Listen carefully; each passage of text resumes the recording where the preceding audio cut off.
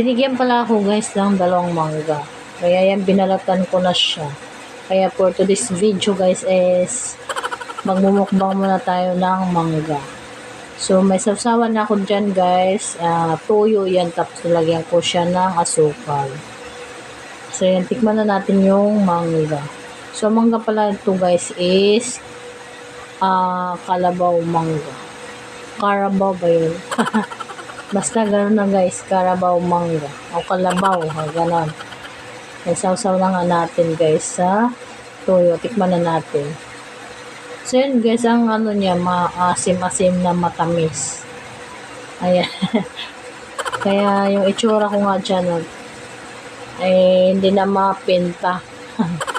Dahil maasim at saka matamis. Pero masarap siya guys.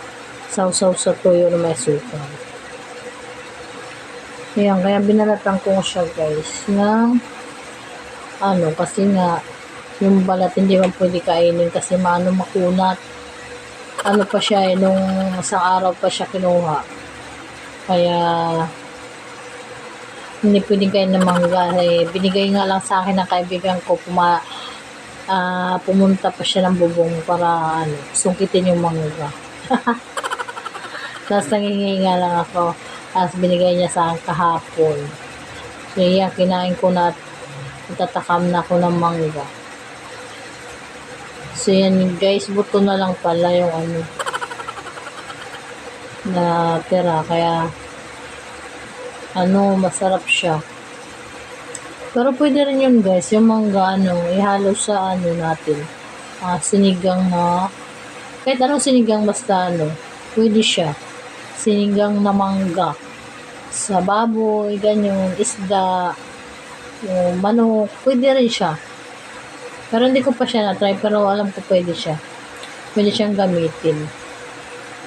Paano kasi maasim. O, di ba, lang, natural.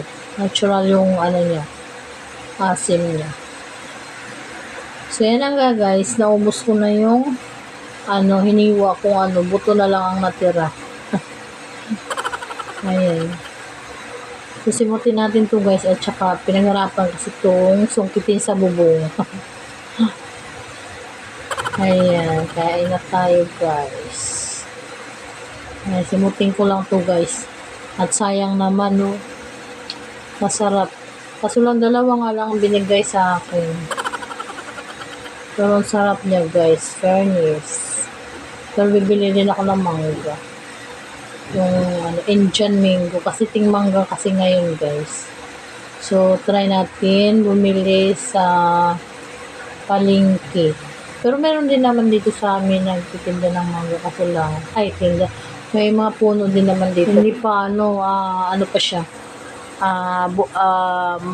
Bata pa, bubot pa. So dito na lang guys ang video ko guys. Thank you for watching. Bye bye.